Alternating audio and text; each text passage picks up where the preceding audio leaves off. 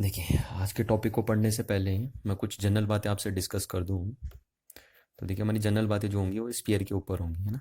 हमारा जो स्फीयर है उसको हम दो पार्ट्स में कैटेगराइज करते हैं कि हमारे स्फीयर दो टाइप के होते हैं। एक जो अंदर से खोखले होते हैं और एक जो अंदर से भरे हुए होते हैं।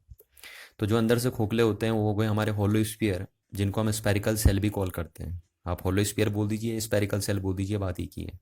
और दूसरे होते हैं हमारे सॉलिड स्फीयर, यानी सॉलिड स्फीयर आपके अंदर से भरे हुए होते हैं। लाइक एज जैसे शॉर्ट पुट वाली बॉल होती है तो वो अंदर से भरी हुई होती है, उसकी बात हम करते हैं सॉलिड स्फीयर में। उस टाइप की बॉलें जो होती हैं वो सॉलिड स्फीयर होते हैं। और जैसे आपकी बास्केटबॉल, वॉलीबॉल, इस टाइप की जो बॉलें होती हैं उनको आप स्फेरिकल सेल कॉल करते हैं, क्योंकि अंदर से क्या होती हैं, खोखली होती हैं। पर ध्यान रखना, मैं यहाँ पे जितने भी स्फीयर लेने हो सब मेटालिक होनी चाहिए, मेटल की बनी हुई होनी चाहिए, कोई रबर उबर की बनी नहीं होनी चाहिए। अच्छा, अब हम स्फेरिकल सेल या होलो स्फीयर को भी दो पार्ट्स में कैटेगराइज करते हैं।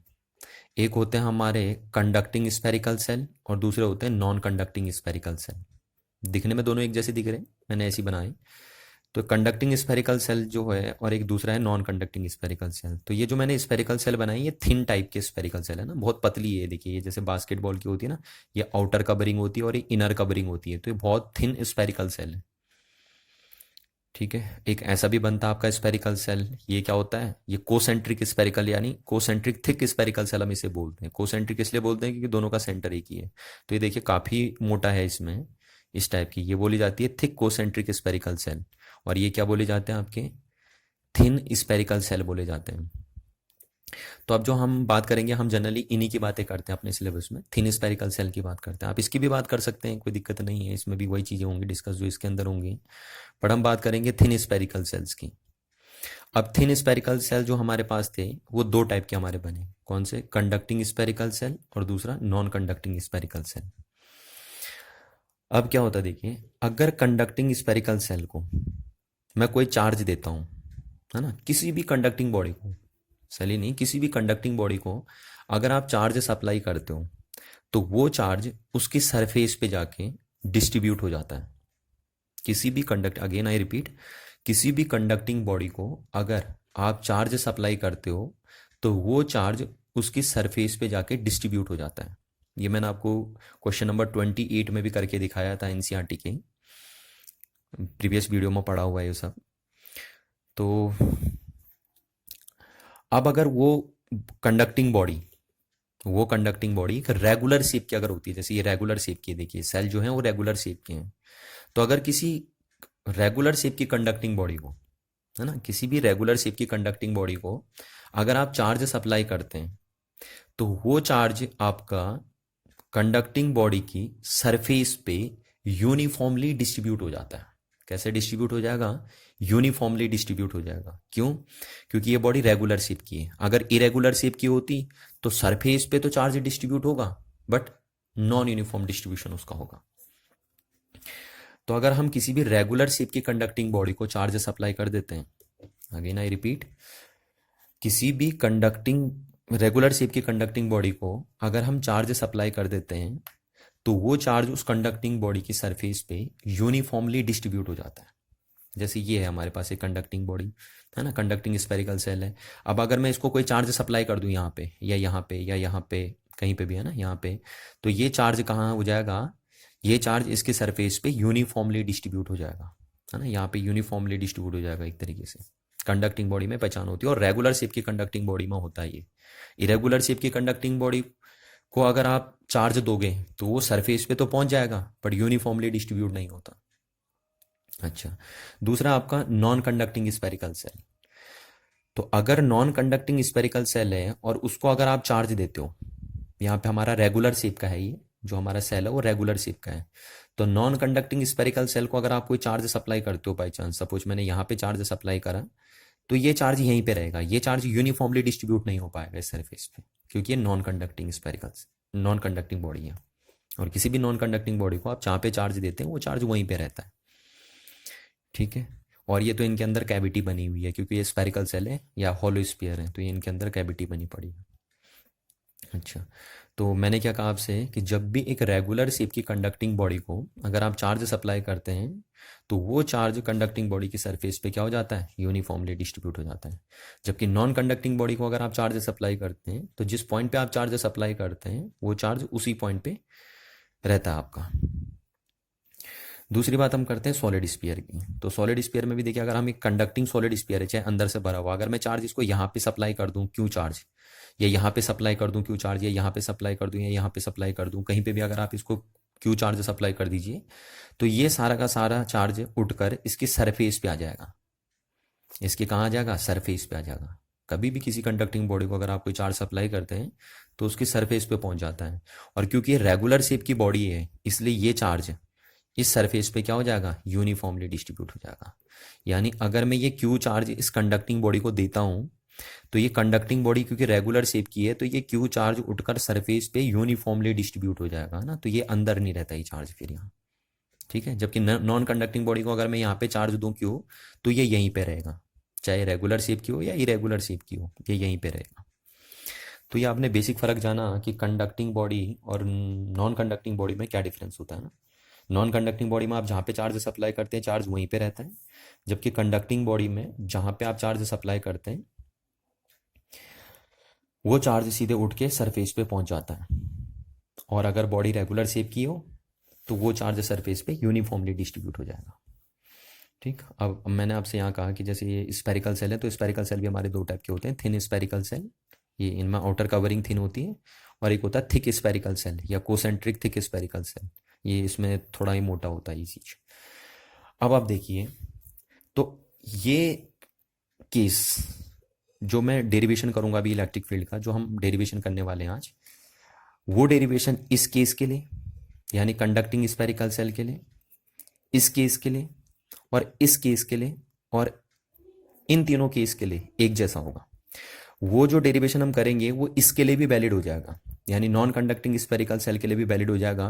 बट उसमें मेरे को ये लिखना पड़ेगा कि when a charge is uniformly distributed over a non conducting spherical shell, अगर मैं इस नॉन कंडक्टिंग स्पेरिकल सेल को भी यूनिफॉर्मली डिस्ट्रीब्यूट कर देता हूं इसके ऊपर चार्ज, है ना, क्योंकि इस पे अपने आप तो यूनिफॉर्म डिस्ट्रीब्यूशन हो नहीं पाएगा, तो अगर मैं इस पे भी यूनिफॉर्मली डिस्ट्रीब्यूट कर दूं चार्ज को, तो आज का जो हमारा डेरिवेशन है वो इसके इसके इसके और इसके लिए चारों के लिए वैलिड होगा। यानी चार डेरिवेशन हमारे एक साथ होंगे, मैं करूंगा इसके लिए, बट वो डेरिवेशन इसके इसके इसके और इसके लिए वैलिड हो जाएगा।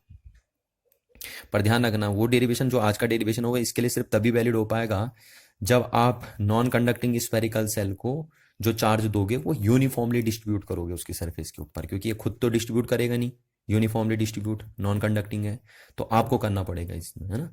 और बाकी इनमें तो खुद ही हो जाता है, और ये केस अलग से डिस्कस होगा नॉन कंडक्टिंग, क्योंकि इसको हम जहाँ चार्ज देंगे वो वहीं पे रहेगा। बाकी सारे केस में इसको चार्ज दोगे तो सरफेस पे पहुंच जाएगा और यूनिफॉर्मली डिस्ट्रीब्यूट हो जाएगा इसकी रेगुलर शेप की वजह से, है ना। इसको दोगे तो इसको यहाँ तो दोगे नहीं आप कैविटी में, है ना, तो कहाँ पे दोगे, कंडक्टिंग बॉडी के किसी भी पार्ट पे दोगे तो सरफेस पे पहुंच जाएगा और यूनिफॉर्मली डिस्ट्रीब्यूट हो जाएगा अगेन, क्योंकि रेगुलर शेप की बॉडी है। इसमें भी अगर आप चाहिए यहाँ यहाँ यहाँ कहीं भी चार्ज सप्लाई करेंगे तो वो भी उठ के कहाँ चले जाएगा, सरफेस पे चले जाएगा और यूनिफॉर्मली डिस्ट्रीब्यूट हो जाएगा, because it is also a regular shape body. But इस केस में ऐसा नहीं होगा। इस केस में क्या होगा कि आप अगर चार्ज देंगे तो वहीं पे रहेगा। तो अगर हमें इसके लिए भी डेरिवेशन करना है और यही डेरिवेशन इसमें भी वैलिड करवाना है, जो डेरिवेशन हम इनके लिए करेंगे, इन तीनों केस के लिए जो हम डेरिवेशन करेंगे वो डेरिवेशन अगर हमें इसमें भी वैलिड करवाना है तो हमें ध्यान रखना है कि हमें इसको चार्ज ऐसा लिखना है कि इसको चार्ज हमें यूनिफॉर्मली डिस्ट्रीब्यूट करवाना है, फिर खुद से चार्ज इसको यूनिफॉर्मली देना है ना, क्योंकि खुद नहीं कर पाएगा यूनिफॉर्मली डिस्ट्रीब्यूट। तो आइए हम डेरिवेशन करते हैं। देखिए हमारा आज का टॉपिक है electric field due to uniformly charge thin spherical shell, है ना। यानी हमें इलेक्ट्रिक फील्ड निकालना है due to a thin charge spherical shell, यानी हमारे पास एक थिन स्पेरिकल चार्ज सेल दिया होगा और वो कितना इलेक्ट्रिक फील्ड बना रहा होगा, हमें इसे कैलकुलेट करना है। और अगेन जो हम यहाँ पे इलेक्ट्रिक फील्ड कैलकुलेट करेंगे due to uniformly charge thin spherical shell, वो with the help of Gauss law calculate करेंगे। तो पहले तीन एप्लीकेशन हम गॉस लॉ में कर चुके हैं कि हम गॉस लॉ के हेल्प के बेस पे इलेक्ट्रिक फील्ड कैलकुलेट कर चुके हैं पहले तीन केसेस में, तो इसलिए हम इसको चौथा एप्लीकेशन बोल रहे हैं। तो fourth application of Gauss law, और यहाँ पे हम देखेंगे कि कैसे हम गॉस लॉ के बेस पे इलेक्ट्रिक फील्ड कैलकुलेट करेंगे। जो इलेक्ट्रिक फील्ड किसने बनाया है? Uniformly charge thin spherical shell ने बनाया है। तो मैंने आपसे कहा आप ये भी यहाँ पे लिख सकते थे, देखिए आप ये भी यहाँ पे लिख सकते हैं कि electric field due to uniformly uniformly charge thin non conducting spherical shell, है ना, क्योंकि आपने यूनिफॉर्मली लिख दिया तो आप नॉन कंडक्टिंग स्फेरिकल सेल लिख दीजिए, आप कंडक्टिंग स्फेरिकल सेल लिख दीजिए, या आप यहाँ पे ये भी लिख सकते हैं क्या, कंडक्टिंग स्फीयर। थिन लिखने की जरूरत नहीं है, कंडक्टिंग स्फीयर भी आप यहाँ लिख सकते हैं। तो सबके लिए डेरिवेशन इन तीनों केस के लिए क्या बनेगा? सेम ही बनेगा। ठीक है, तो यहाँ पे हमने बात नहीं करी है कि हमारा जो स्फेरिकल सेल है वो कंडक्टिंग है या नॉन कंडक्टिंग है ना, पर क्योंकि हमने यूनिफॉर्मली लिख दिया तो अब कोई फर्क नहीं रह जाता है कि हम यहाँ पे यूनिफॉर्म लिखें, कंडक्टिंग लिखें, कंडक्टिंग स्फेरिकल सेल लिखें या नॉन कंडक्टिंग स्फेरिकल सेल लिखें, उससे कोई फर्क नहीं रह जाता क्योंकि हमने क्या कर दिया? यूनिफॉर्मली चार्ज कर दिया उसे। ठीक है, तो ये बात आपको ध्यान रखनी है। देखिए, तो हम ले लेते हैं एक, हमारे पास सपोज एक थिन स्फेरिकल सेल है, ये मैं इस तरीके से बना दे रहा हूँ। हमारा ये हमारा थिन स्फेरिकल सेल है जिसकी रेडियस हमारी कितनी है? इसका सेंटर O है और इसकी रेडियस हमने ले ली R। ठीक, और इस पे हम क्या करते हैं? Q चार्ज को यूनिफॉर्मली डिस्ट्रीब्यूट कर देते हैं। अंदर से खोखला है क्योंकि हमारे थिन स्फेरिकल सेल है, और इस पे हम Q चार्ज क्या कर देते हैं? यूनिफॉर्मली डिस्ट्रीब्यूट कर देते हैं। तो हमने एक थिन स्फेरिकल सेल ले लिया R रेडियस का, और उस पर Q चार्ज यूनिफॉर्मली डिस्ट्रीब्यूट कर दिया। कितना चार्ज यूनिफॉर्मली डिस्ट्रीब्यूट कर दिया? Q चार्ज यूनिफॉर्मली डिस्ट्रीब्यूट कर दिया। अब देखिए, क्योंकि ये जो स्फेरिकल सेल है वो एक फिक्स साइज का है, तो यहाँ पे हम चाहते हैं कि इस सेल पे कितना चार्ज डिस्ट्रीब्यूट हुआ है वो हमें गिवन हो। अदरवाइज क्या होता है कि आप चार्ज डेंसिटी भी मांग सकते हैं ना, पर चार्ज डेंसिटी की हमें जरूरत तब पड़ती है बेसिकली जब साइज क्या होता है बॉडी, गिवन बॉडी का इनफाइनाइट होता है, तब हम चार्ज डेंसिटी मांगते हैं। बट यहाँ पे हम चाहो तो आपको चार्ज गिवन हो या चार्ज डेंसिटी गिवन हो, दोनों के टर्म्स में मार्क कर सकते हैं क्योंकि इसका साइज क्या है? फिक्स है।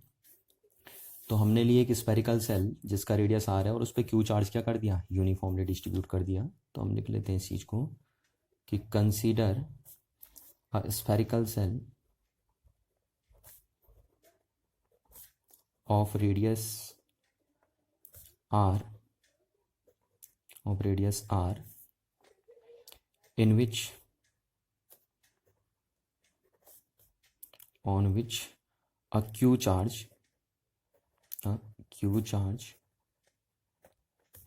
is uniformly distributed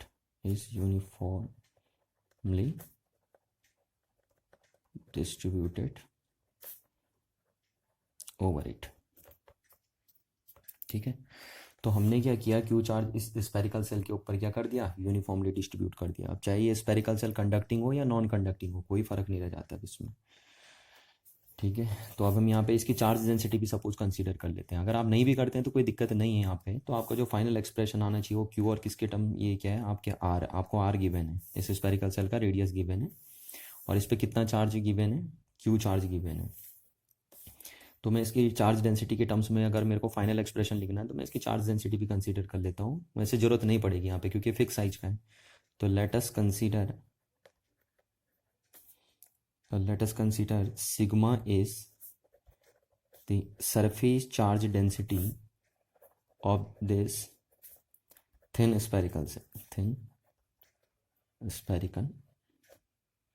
shell. Sigma हमने इसकी क्या ले ली? सरफेस चार्ज डेंसिटी ले ली इस थिन स्फेरिकल सेल की। अब देखिए, अब हमें क्या कैलकुलेट करना है? हमें कैलकुलेट करना है कि ये थिन स्फेरिकल सेल जिसकी रेडियस R है और जिस पे Q चार्ज यूनिफॉर्मली डिस्ट्रीब्यूट है, ये कितना इलेक्ट्रिक फील्ड बनाएगी, और उस इलेक्ट्रिक फील्ड को हमें कैलकुलेट करना है with the help of Gauss law. तो देखिए, हम यहाँ 3 पार्ट्स में इस डेरिवेशन को करते हैं कि पहले ये जो थिन स्फेरिकल सेल है वो आउटसाइड पॉइंट पे कितना इलेक्ट्रिक फील्ड बनाएगी, फिर सरफेस पॉइंट पे, सेल के सरफेस पे कितना इलेक्ट्रिक फील्ड बनाएगी, और फिर सेल के इनसाइड कितना इलेक्ट्रिक फील्ड बनाएगी। तो इस डेरिवेशन को हम 3 पार्ट्स में कंप्लीट करेंगे। पहला हम देखेंगे कि सेल किसी आउटसाइड पॉइंट पे कितना इलेक्ट्रिक फील्ड बनाएगी, फिर सरफेस के ऊपर कोई पॉइंट है उस पर कितना इलेक्ट्रिक फील्ड बनाएगी, और फिर थर्ड केस डिस्कस करेंगे कि सेल के इनसाइड अगर कोई पॉइंट है, यहाँ पे अगर कोई पॉइंट है या यहाँ पे कोई पॉइंट है, तो वहाँ पे ये सेल कितना इलेक्ट्रिक फील्ड बनाएगा वो हम देखेंगे। तो हम पहला केस डिस्कस करते हैं।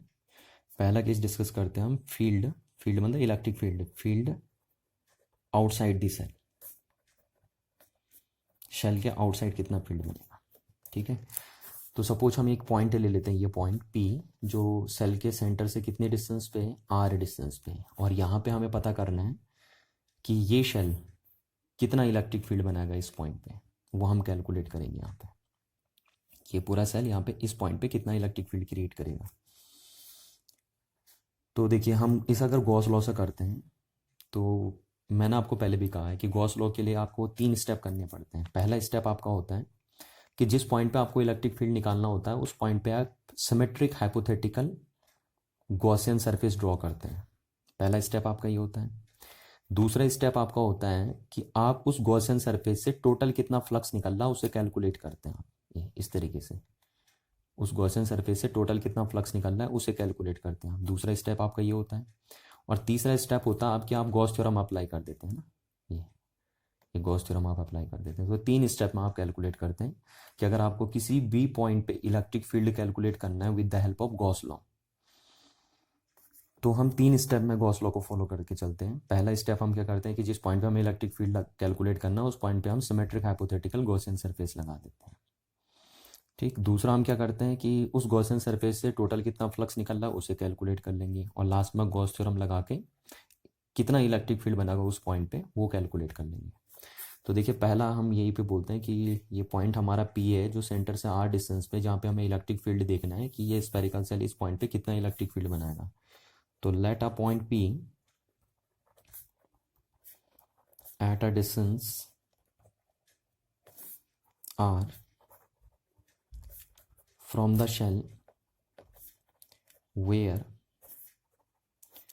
we have to calculate electric field due to the charged cell। ये जो चार्जड सेल आपका, ये कितना इलेक्ट्रिक फील्ड बनाएगा इस P पॉइंट पे जो R डिस्टेंस पे रखा हुआ है सेल के सेंटर से, वो हमें कैलकुलेट करना है। तो इसको करने के लिए हम सबसे पहले क्या करते हैं कि P पॉइंट पे एक हाइपोथेटिकल गॉसियन सरफेस मार देते हैं। और वो आपको ध्यान रखना है कि गॉसियन सरफेस कैसी होनी चाहिए, आपकी सिमेट्रिक होनी चाहिए, ताकि आपको गॉस लॉ लगाने में परेशानी ना आए और आपका गॉस लॉ एप्लीकेबल होने के साथ साथ क्या बन पाए, यूजफुल बन पाए। तो अगर देखिए कि आप अगर एक स्फेरिकल बॉडी आपके पास है ना, कोई स्फीयर आपके पास है, ऐसे स्फीयर है, और अगर इसे आप पानी में मारेंगे तो इसकी जो राइपल्स फैलती हैं, ये देखिए स्फेरिकल शेप में फैलेंगी इसकी राइपल्स, है ना। तो आपको पता है कि कोई भी अगर चार्ज्ड बॉडी स्फेरिकल शेप की होती है तो उसका जो फील्ड स्प्रेड होगा वो स्फीयर फॉर्म में स्प्रेड होता है, स्फेरिकल शेप में स्प्रेड होता है। तो इसीलिए जो P पॉइंट पे यहाँ पे इस चार्ज बॉडी के लिए गॉसियन सरफेस बनेगी वो स्फेरिकल शेप की बनेगी या स्फीयर टाइप की बनेगी। ठीक है, तो मैं P पॉइंट पे R रेडियस का एक हाइपोथेटिकल गॉसियन सरफेस ड्रॉ कर देता हूँ इस टाइप से। P पॉइंट पे एक हाइपोथेटिकल गॉसियन सरफेस हमने ड्रॉ कर दी। ठीक है, काफ़ी बड़ी बन जाएगी, आपको छोटा फिगर बना देना है। मैंने बड़ा इसलिए बनाया ताकि आपको क्लियरली विजिबल हो पाए चीज़। ये देखिए, तो P पॉइंट पे हमने क्या कर दिया, P पॉइंट पे एक हाइपोथेटिकल गॉसियन सरफेस हमने ड्रॉ कर दी। ये क्या है आपकी हाइपोथेटिकल गॉसियन सरफेस। और ये हाइपोथेटिकल गॉसियन सरफेस कैसी बनी है आपकी, स्फेरिकल शेप की बनी है। क्यों स्फेरिकल शेप की बनी है हमने हाइपोथेटिकल गॉसियन सरफेस, क्योंकि सिमेट्रिक है। और ये इसीलिए स्फेरिकल शेप की बनी क्योंकि जो चार्ज बॉडी होती है अगर वो स्फेरिकल शेप की, तो उसका जो फील्ड स्प्रेड होगा वो स्फेरिकल शेप में ही स्प्रेड होता है ना, स्फीयर के फॉर्म में स्प्रेड होता है। इसलिए हमने P पॉइंट पे हाइपोथेटिकल गॉसियन सरफेस जो बनाई वो आपकी यहाँ बना दी, स्फीयर शेप की बना दी। तो ये आपकी बन गई। इस चीज़ को हम चाहो तो अब लिख लीजिए कि draw a hypothetical Gaussian surface at point P। ठीक है, तो वो आपने बना दी। अब आप क्या करते हैं, पहला स्टेप तो आपने कर दिया, ये पहला स्टेप गॉस लॉ के अंदर क्या आप उस पॉइंट पे क्या करते हैं, हाइपोथेटिकल गॉसियन सरफेस बनाते हैं। अब सेकंड पॉइंट आप क्या करते हैं कि इस गॉसियन सरफेस से टोटल कितना फ्लक्स निकला वो कैलकुलेट करते हैं। तो देखिए, इस गॉसियन सरफेस से टोटल कितना फ्लक्स निकला अगर मेरे को वो कैलकुलेट करना है, तो मैंने आपको पहले भी बताया था कि अगर कोई बॉडी कर्व शेप की है ना, कोई भी बॉडी अगर कर्व शेप की है या कोई भी सरफेस अगर आपकी कर्व शेप की है, तो कर्व सरफेस से कितना फ्लक्स निकलेगा उसे आप डायरेक्ट कैलकुलेट मत करिए, क्योंकि कर्व सरफेस पे इलेक्ट्रिक फील्ड की जो डायरेक्शन होती है वो हर पॉइंट पे अलग अलग होती है। देखिए जरा आप अगर यहाँ पे देखेंगे प्लस से प्लस चार्ज अगर होता है तो उससे इलेक्ट्रिक फील्ड लाइन से दूर जाती हैं, इस तरीके से रेडियली आउटवर्ड डायरेक्शन में चलती हैं इलेक्ट्रिक फील्ड लाइन से ना, पॉजिटिव चार्ज से इस तरीके से रेडियल डायरेक्शन में चलेंगी। तो अगर आप देखोगे तो इस पॉइंट पे इलेक्ट्रिक फील्ड की डायरेक्शन ये होगी, इस पॉइंट पे अगर आप देखेंगे तो इलेक्ट्रिक फील्ड की डायरेक्शन ऐसे होगी, इस पॉइंट पे अगर आप देखेंगे गॉसियन सरफेस के ऊपर तो इलेक्ट्रिक फील्ड की डायरेक्शन ये होगी, और इस पॉइंट पे अगर आप गॉसियन सरफेस के ऊपर देखेंगे तो इलेक्ट्रिक फील्ड की डायरेक्शन ये होगी। तो हर पॉइंट पे, क्योंकि इलेक्ट्रिक फील्ड की डायरेक्शन जो है वो इस गॉसियन सरफेस पे हर एक पॉइंट पे अलग अलग है, तो इसलिए इस गॉसियन सरफेस से टोटल कितना फ्लक्स निकल रहा, अगर आपको वो कैलकुलेट करना है तो आप उसे डायरेक्ट कैलकुलेट मत करिए, और आप कर भी नहीं पाएंगे ना, डायरेक्ट कैलकुलेशन नहीं करेंगे आप कि इस पूरी गॉसियन सरफेस से टोटल कितना फ्लक्स निकल रहा है, उसे आप डायरेक्ट कैलकुलेट नहीं करेंगे। क्यों कैलकुलेट नहीं करेंगे? क्योंकि गॉसियन सरफेस के ऊपर हर पॉइंट पे इलेक्ट्रिक फील्ड की डायरेक्शन क्या है, डिफरेंट डिफरेंट डायरेक्शन में है। तो इसलिए हम क्या करते हैं कि पहले इस गॉसियन सरफेस का एक छोटा सा स्मॉल सा एलिमेंट्री एरिया ले लेते हैं और देखते हैं उस स्मॉल एलिमेंट्री एरिया से कितना फ्लक्स निकल रहा है, और फिर अगर हमें पूरे के लिए करना है तो फिर लार्ज के लिए उसे हम क्या कर देंगे, इंटीग्रेट कर देंगे। तो सपोज मैं पी पॉइंट को राउंड करते हुए एक छोटा सा एलिमेंट्री एरिया ले रहा हूँ इस गॉसियन सरफेस का, जिसका सरफेस एरिया ds है, ठीक, और इससे देखूंगा कि टोटल पहले कितना फ्लक्स निकलेगा। तो इससे कितना फ्लक्स निकलेगा उसको कैलकुलेट करने के लिए आपको इसका एरिया वेक्टर चाहिए होता है। तो ये जो छोटा सा एलिमेंट्री एरिया आया उसका अगर आपको एरिया वेक्टर बनाना है तो आपको पता है किसी भी क्लोज सरफेस के लिए जो एरिया वेक्टर बनता है वो आउटड्रॉन नॉर्मल टू द सरफेस बनता है, तो ये हमने बना दिया इसका एरिया वेक्टर। ठीक है, तो हम यहाँ पे लिख देते हैं कि let a elementary area ds about a point P,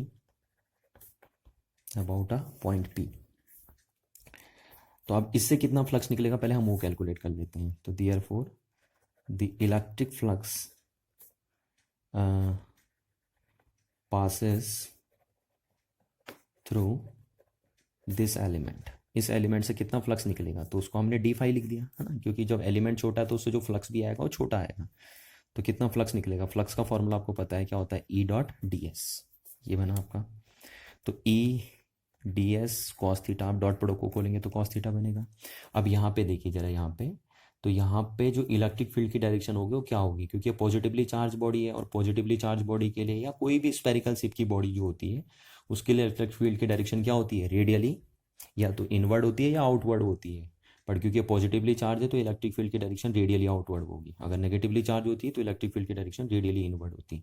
तो यहाँ पे इलेक्ट्रिक फील्ड इस डायरेक्शन में कुछ आपका, तो यहाँ पे हम बोलेंगे कि इस पॉइंट पे इलेक्ट्रिक फील्ड भी इसी डायरेक्शन में बना और एरिया वेक्टर भी इसी डायरेक्शन में बना, है ना, क्योंकि यहाँ पे इलेक्ट्रिक फील्ड लाइन ऐसे जाएंगी इसलिए इलेक्ट्रिक फील्ड इस डायरेक्शन में बन गया। देखिए ये इस टाइप से जाएंगे, तो थीटा कितना बन गया यहाँ पे, थीटा 0 डिग्री बन गया, क्योंकि थीटा किसके बीच का एंगल होता है, electric field and area vector के बीच का एंगल होता है। तो उन दोनों के बीच एंगल कितना है यहाँ पे, 0 degree.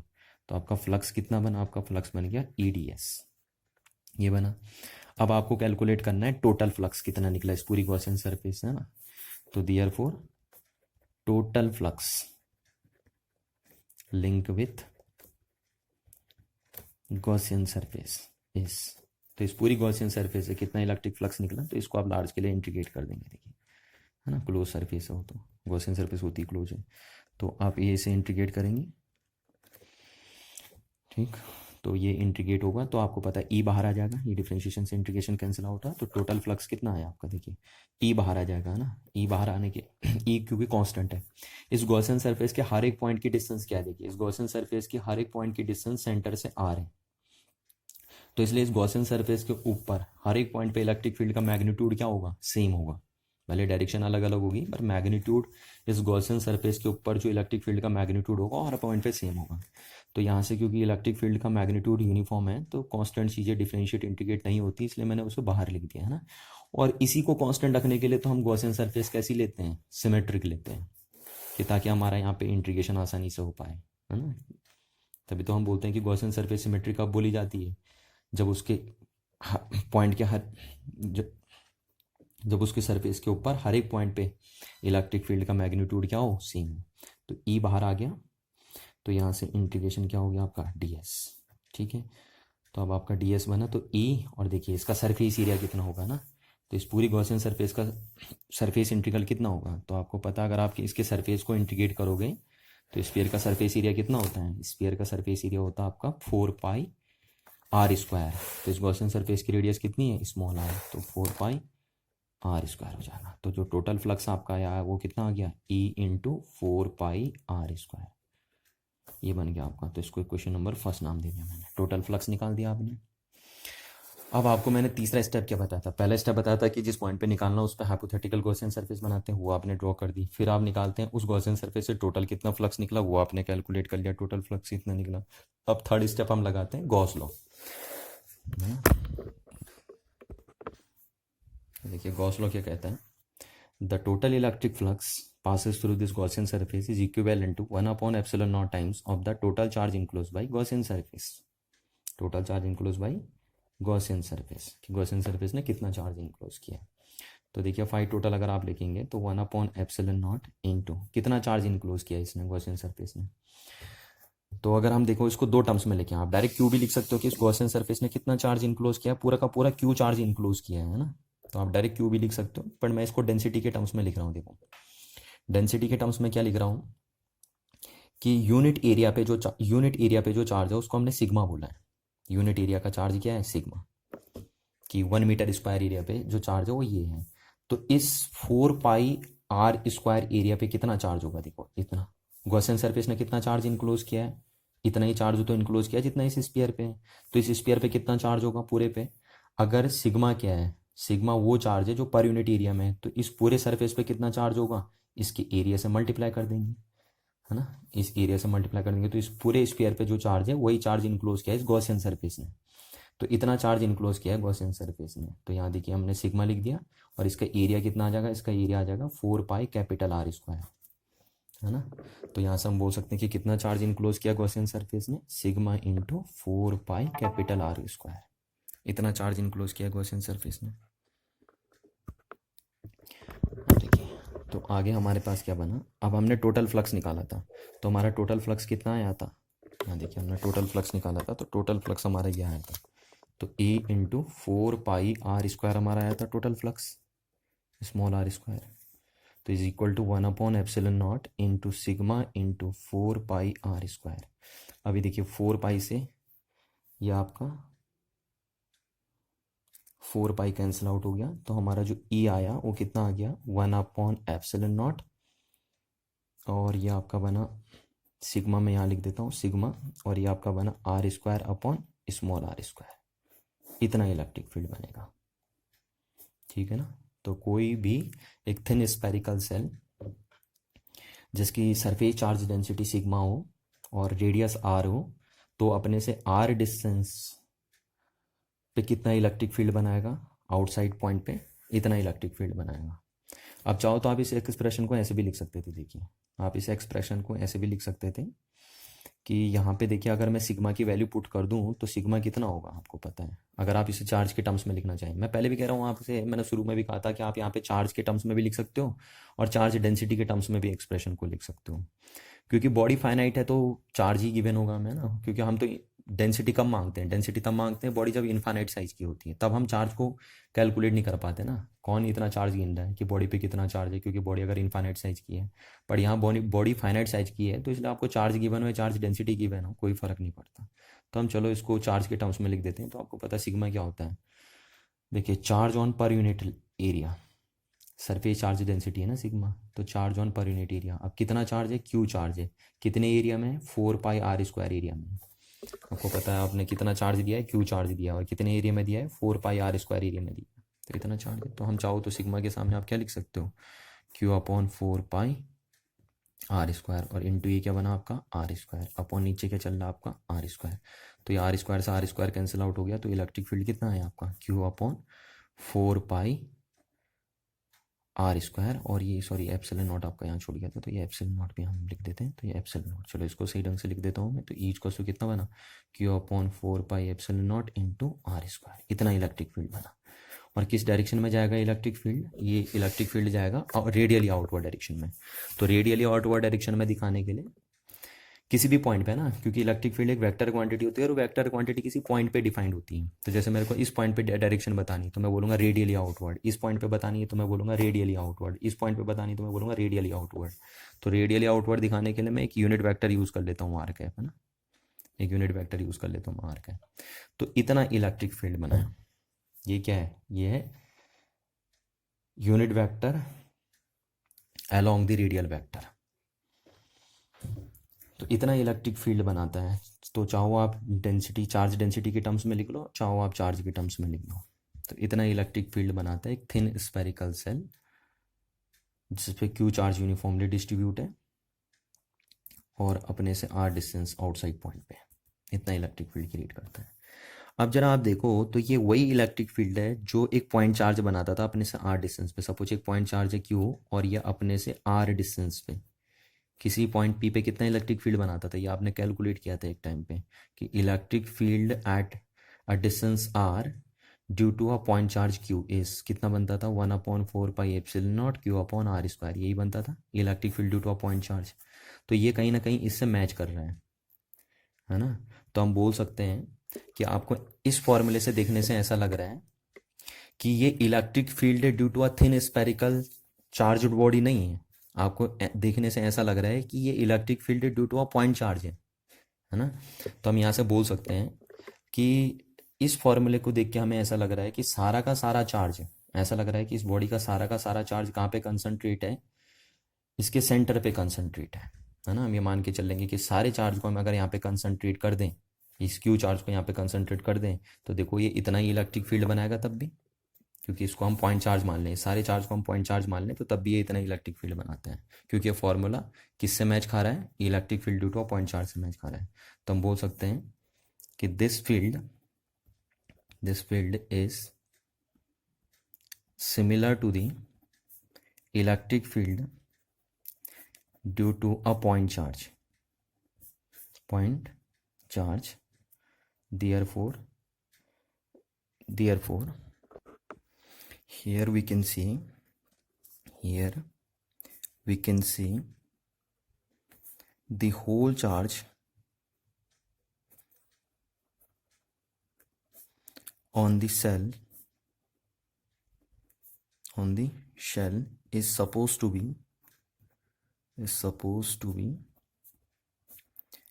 concentrated at its center, है ना। क्योंकि ये इलेक्ट्रिक फील्ड जो एक स्फेरिकल सेल ने बनाया वो मैच खा रहा है किससे, electric field due to point charge से।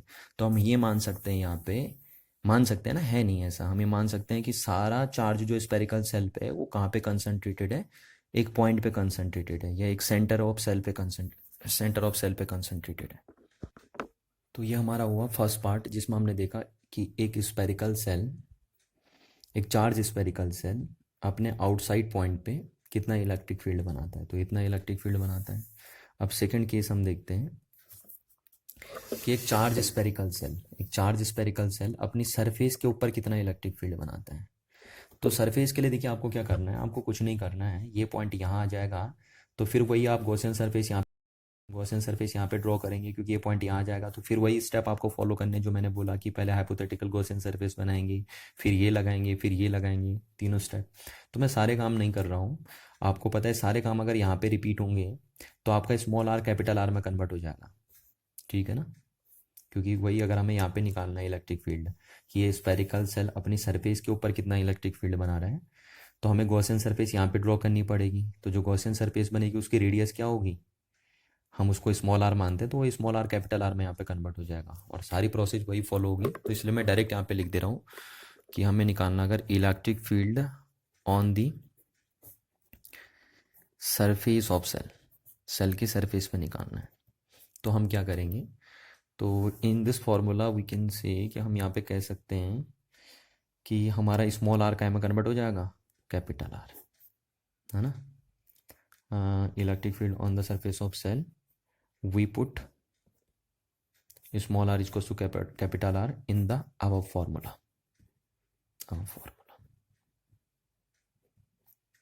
formulas of इलेक्ट्रिक फील्ड, जो इलेक्ट्रिक फील्ड के ये फॉर्मूले बने इन्हीं में आप डायरेक्ट स्मॉल आर के सामने क्या पुट कर सकते हैं, कैपिटल आर पुट कर सकते हैं।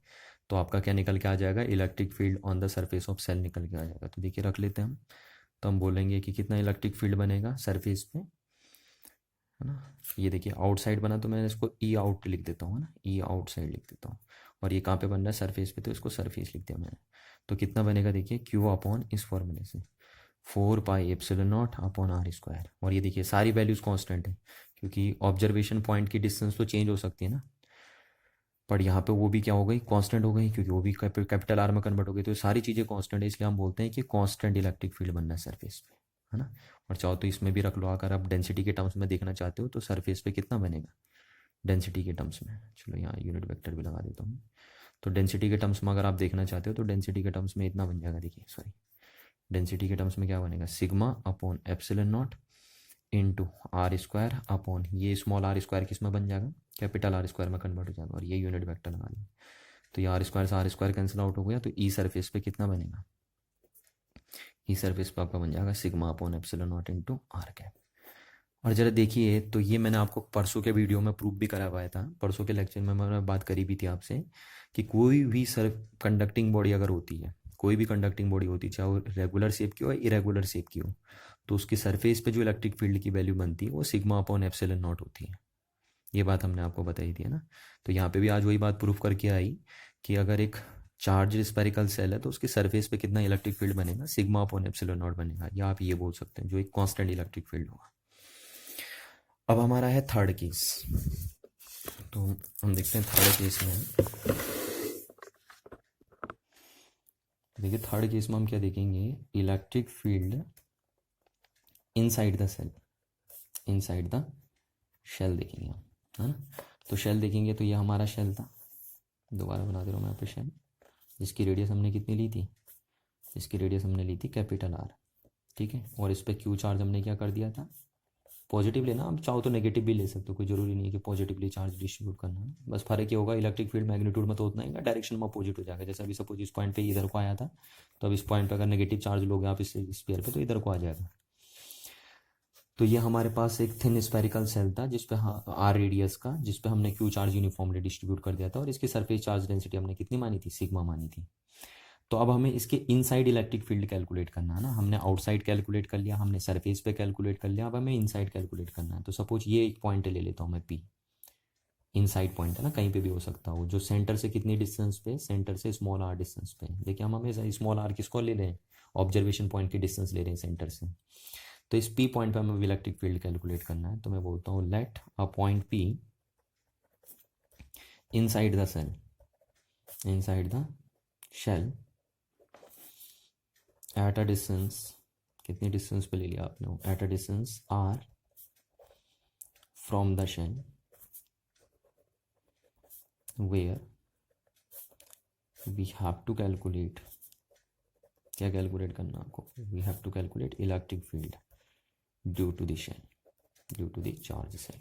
ये चार्ज सेल इस पॉइंट पे कितना इलेक्ट्रिक फील्ड बनाएगा वो हमें कैलकुलेट करना है, ठीक है। बाकी हम ये नहीं कंसीडर करेंगे कि इस पर क्यू चार्ज हमने यूनिफॉर्मली डिस्ट्रीब्यूट कर दिया, इसकी सरफेस चार्ज डेंसिटी सिग्मा है और इसकी रेडियस आ रही है, क्योंकि वो हम कॉमन में बात कर चुके हैं ना, उसको हम कॉमनली बात कर चुके हैं, तो कॉमन सबके लिए हो रही है बात। रेडियस हम दोबारा यहाँ कंसीडर नहीं करेंगे, शेल को हम दोबारा कंसीडर नहीं करेंगे, उस पर क्यू चार्ज यूनिफॉर्मली डिस्ट्रीब्यूट है उसको हम दोबारा कंसिडरेशन में नहीं करेंगे, क्योंकि हमने वो डेफिनेशन कॉमन बना दी थी यहाँ पे।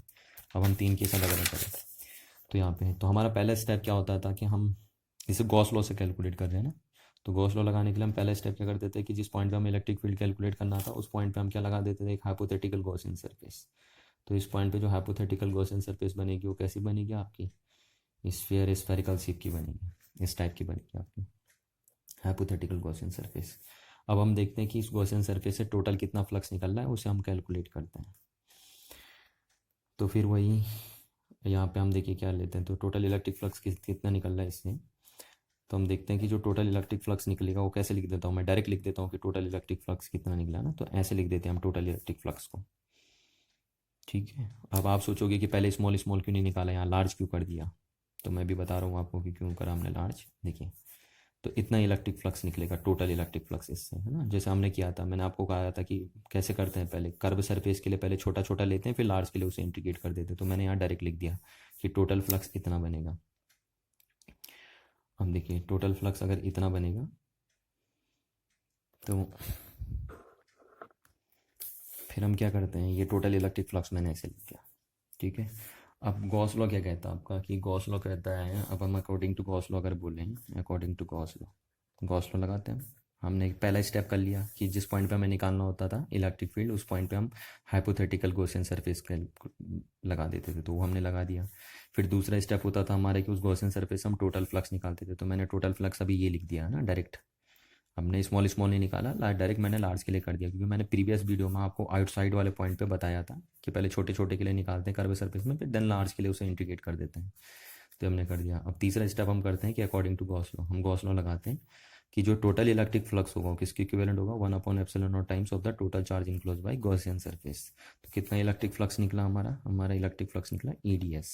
अभी मैंने इसको भी सॉल्व नहीं करा, क्यों सॉल्व नहीं करा, क्योंकि इसकी जरूरत ही हमें नहीं पड़ेगी, देखना भी आप, इसलिए मैंने इसको खोल के भी नहीं लिखा था, डायरेक्ट ऐसा लिख दिया था। जबकि जब हमने आउटसाइड पॉइंट के लिए निकाला था तब हमने उसे खोल खोल के निकाला था ना, अलग अलग। मतलब इनसाइड पॉइंट के लिए मैंने उसे ऐसे पैक ही रहने दिया। पैक इसलिए रहने दिया क्योंकि जरूरत ही नहीं पड़ेगी आपको ये सब खोलने की। तो देखिए क्यों इनसाइड, तो इस गॉसियन सरफेस ने कितना चार्ज इनक्लोज किया वो होता है ना, total charge enclose by Gaussian surface. तो कितना चार्ज इनक्लोज किया है, तो यहाँ पे आप लिखेंगे since Q enclose is equal to कितना है, 0। 0 चार्ज इनक्लोज किया है गॉसियन सरफेस ने। तो देयरफॉर आप क्या बोल सकते हैं कि जो यहाँ पे EDS बनेगा, EDS वो कितना हो जाएगा, 0 हो जाएगा, क्योंकि इस गॉसियन सरफेस ने तो कोई भी चार्ज इनक्लोज नहीं किया है ना। देखो चार्ज तो सरफेस पे रहता है, तो कहाँ इसके अंदर कोई चार्ज आया, कोई भी चार्ज इनक्लोज नहीं हुआ। तो टोटल चार्ज इनक्लोज कितना हुआ, 0। तो इसलिए आप ये बोल सकते हैं। अब देखिए सरफेस इंटीग्रेशन तो 0 हो नहीं सकता है ना, क्योंकि इसका सरफेस इंटीग्रेशन तो 4πr² हो जाएगा। तो किसको 0 होना पड़ेगा, इसका मतलब E को 0 होना पड़ेगा। तो therefore we can say E 0। तो यानी कोई भी कंडक्टिंग बॉडी होती है उसके अंदर कितना इलेक्ट्रिक फील्ड बनता है, 0 इलेक्ट्रिक फील्ड बनता है। अब बहुत सारे बच्चे तो सोच रहे होंगे कि ये अंदर से खोखला था इसलिए इलेक्ट्रिक फील्ड 0 बना, अगर ये अंदर से भरा हुआ होता तो इलेक्ट्रिक फील्ड 0 नहीं बनता। तो मैंने आपसे पहले भी कहा है कि अंदर तब भी इलेक्ट्रिक फील्ड 0 बनेगा चाहे ये अंदर से भरा हुआ भी हो। क्यों भरा हुआ हो, अगर ये अंदर से भरा हुआ भी होता, ये सपोज सॉलिड स्फीयर भी होता, तब भी अंदर इलेक्ट्रिक फील्ड 0 ही होता है। क्यों, क्योंकि अगर हम इसे चार्ज देते भी तो वो कहाँ चले जाता, वो सरफेस पे चले जाता, अंदर तो वैसे भी नहीं रहता वो चार्ज जो हमें कंडक्टिंग बॉडी को देते हैं। तो कंडक्टिंग बॉडी, कोई भी कंडक्टिंग बॉडी चाहे होलो हो या सॉलिड फॉर्म में हो, उसके अंदर इलेक्ट्रिक फील्ड कितना होता है, 0 होता है। तो यहाँ पे मैं बार बार आपसे कह रहा हूँ कि कुछ बच्चे बोलते हैं कि सर यहाँ इलेक्ट्रिक फील्ड 0 इसलिए हुआ क्योंकि वहाँ खोखला था, है ना, वहाँ कुछ भी नहीं था। पर अगर ये अंदर से भरा हुआ होता, सब अगर सॉलिड कंडक्टिंग स्फीयर होता, तब इलेक्ट्रिक फील्ड 0 नहीं होता। देखिए तब भी 0 होगा, क्यों, क्योंकि यहाँ का जो चार्ज है वो चले कहाँ जाएगा, सरफेस पे चले जाएगा ना। तो अंदर तो चार्ज वैसे भी नहीं रहेगा चाहे वो कंडक्टिंग सॉलिड स्फीयर ही क्यों ना हो, तब भी इलेक्ट्रिक फील्ड 0 आएगा। और मैं तब भी आपसे कह रहा था कि चाहे आप यहाँ पे इसको थिन स्पेरिकल सेल लिखिए, चाहे आप थिन कोसेंट्रिक स्पेरिकल सेल लिखिए, और चाहे आप इसको solid sphere, solid conducting sphere भी लिख दीजिए, तब भी डेरिवेशन यही बनेगा, बिल्कुल एकदम डिट्टो, है ना। आप चाहो तो यहाँ पे सॉलिड कंडक्टिंग स्फीयर भी लिख सकते हो, बस सिर्फ एक केस अलग बनेगा। वो कौन सा होगा, वो होगा आपका non conducting sphere. Non conducting sphere का केस अलग बन जाएगा। हाँ, नॉन कंडक्टिंग स्पेरिकल सेल का केस भी अलग बनेगा। पढ़ो तब अलग बनेगा जब आप चार्ज का डिस्ट्रीब्यूशन यूनिफॉर्मली नहीं करोगे। अगर आप नॉन कंडक्टिंग स्पेरिकल सेल के ऊपर भी चार्ज का डिस्ट्रीब्यूशन यूनिफॉर्मली कर देते हो तो वो भी यही केस में इंक्लूड हो जाएगा ना। यही पे तो हमने किया, देखो हमने कंडक्टिंग नॉन कंडक्टिंग लिखा भी नहीं पर यूनिफॉर्मली लिख दिया। तो अब चाहे स्पेरिकल सेल कंडक्टिंग हो या नॉन कंडक्टिंग हो, कोई फर्क नहीं पड़ा। तो इतना इलेक्ट्रिक फील्ड आया। तो तीनों केस हमने जांच ली कि कितना कितना इलेक्ट्रिक फील्ड बनता है। तो अब हम इसे ग्राफिकल रिप्रेजेंटेशन कर देते हैं ना, तो इसका ग्राफिकल व्यू बना देते हैं हम। ये पेपर में आता भी है, पूछा जाता है, तो इसलिए हमने इसका ग्राफिकल रिप्रेजेंटेशन कर दिया कि कैसे इसको ग्राफिकली आप रिप्रेजेंट करेंगे। तो देखिए ग्राफिकल रिप्रेजेंटेशन क्या होता है कि हम यहाँ बना रहे हैं ई वर्सेज आर ग्राफ, है ना। आर डिस्टेंस है तो इंडिपेंडेंट कोऑर्डिनेट है, ई इलेक्ट्रिक फील्ड इस आर पे डिपेंड कर रहा है, तो इसलिए हमने डिपेंडेंट कोऑर्डिनेट इधर बना दिया, इंडिपेंडेंट कोऑर्डिनेट इधर बना दिया। अब देखते हैं, तो हमारे पास ये था, देखिए शेल, ये था हमारे पास शेल, है ना। और इस शेल की रेडियस कितनी दी थी हमें, आर रेडियस दी थी, ये शेल की रेडियस आर दी थी। तो अब हमें ई वर्सेज आर ग्राफ बनाना है। तो आपने देखा अंदर इलेक्ट्रिक फील्ड क्या था, अंदर इलेक्ट्रिक फील्ड 0 था। तो जब तक ये आर कैपिटल आर से छोटा होता है ना, जब तक आर यहाँ तक, देखो यहाँ तक क्या हो रहा है, आर इधर को इंक्रीज हो रहा है ना, तो यहाँ पे क्या होगा, आर इस रीजन में, यहाँ से नीचे को इस रीजन में, यहाँ पे क्या होगा, स्मॉल आर क्या होगा, कैपिटल आर से छोटा होगा।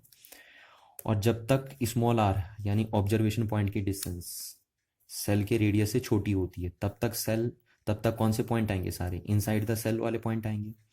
तो ये पॉइंट आएंगे और यहाँ इलेक्ट्रिक फील्ड कितना होता है, जीरो होता है। तो इस रीजन में इलेक्ट्रिक फील्ड जीरो होता है आपका। पर जैसे ही सरफेस पे आता है, जैसे ही स्मॉल आर का में कन्वर्ट होता है, कैपिटल आर में कन्वर्ट हो जाता है, तो यहाँ पे इलेक्ट्रिक फील्ड आपका कांस्टेंट हो जाता है। और उसकी वैल्यू कितनी होती है, सिग्मा अपॉन एप्सिलॉन नॉट, या आप बोल सकते हैं Q upon 4 pi epsilon naught R square. इतना इलेक्ट्रिक फील्ड होता है सरफेस पे, वो कांस्टेंट वैल्यू होती है उसकी। ये वैल्यू हो गई उसकी, इतनी वैल्यू हो जाएगी उसकी, जो वैल्यू यहाँ पे होगी। तो ये वैल्यू होगी इलेक्ट्रिक फील्ड की इस पॉइंट पे। और जैसे आप आगे बढ़ते हो, यानी सेल के बाहर आते हो, इस पॉइंट पे आते हो आप, तो फिर इलेक्ट्रिक फील्ड कैसे वेरी होता है, फिर इलेक्ट्रिक फील्ड डिस्टेंस के साथ इनवर्स स्क्वायर लॉ के अकॉर्डिंग वेरी होता है ना, आउटसाइड पॉइंट पे। तो यहाँ जो इलेक्ट्रिक फील्ड है वो डिस्टेंस के साथ इनवर्स स्क्वायर लॉ के अकॉर्डिंग वेरी होगा। तो हम ऐसे बना देते हैं। और ये क्या है, इलेक्ट्रिक फील्ड आउटसाइड पॉइंट पे। और कैसे वेरी हो रहा है, ये इनवर्स स्क्वायर लॉ के अकॉर्डिंग वेरी हो रहा है यहाँ पे। तो इस तरीके से हमने बना दिया। तो इसका एक ग्राफिकल भी हमने बना दिया कि अंदर इलेक्ट्रिक फील्ड कितना था, जीरो। तो यहाँ से यहाँ तक इलेक्ट्रिक फील्ड जीरो दिखाया हमने इनसाइड में। सरफेस पे कांस्टेंट है और इतनी वैल्यू है सरफेस पे। और जैसे आप आउटसाइड पॉइंट मारे हो, सेल के आउटसाइड आ जा रहे हो, तो इलेक्ट्रिक फील्ड डिस्टेंस के साथ इन्वर्सली वेरी हो रहा है। देखिए 1/r के साथ वेरी हो रहा है। तो अपने ईट आउटसाइड का कर दिया, inversely very to 1/r square कर दिया। तो इस ग्राफ को भी आपको देखना। और यहाँ पे क्या है, R is greater than capital R. तीन रीजन हमने बनाया ना। एक, जब स्मॉल आर कैपिटल आर से छोटा है तो इनसाइड वाले पॉइंट आ जाएंगे। दूसरा हमने किया स्मॉल आर कैपिटल आर के बराबर जब है सरफेस पे। और तीसरा किया हमने जब स्मॉल आर कैपिटल आर से बड़ा है। तो तीन रीजन में बनाए। तो पहले रीजन में आपने देखा, फर्स्ट रीजन में, रीजन फर्स्ट में आपने देखा ई इनसाइड क्या है, जीरो है। और रीजन सेकंड आपने देखा, रीजन सेकंड पे क्या है, ई कांस्टेंट है। रीजन सेकंड कौन आया, जहाँ पे स्मॉल आर कैपिटल आर के बराबर है। और थर्ड चीज़ आपकी आई रीजन थर्ड क्या है, रीजन थर्ड में क्या है, E is inversely proportional to 1/r square. ठीक है। और ये आउटसाइड पॉइंट पे है जब आर क्या है, कैपिटल आर से बड़ा है। और ये कब था, जब आर स्मॉल आर से छोटा था। तो ये आपको टोटल इलेक्ट्रिक फील्ड पता चला। तो इस तरीके से आप कैलकुलेट कर लेंगे इसको। Thank you.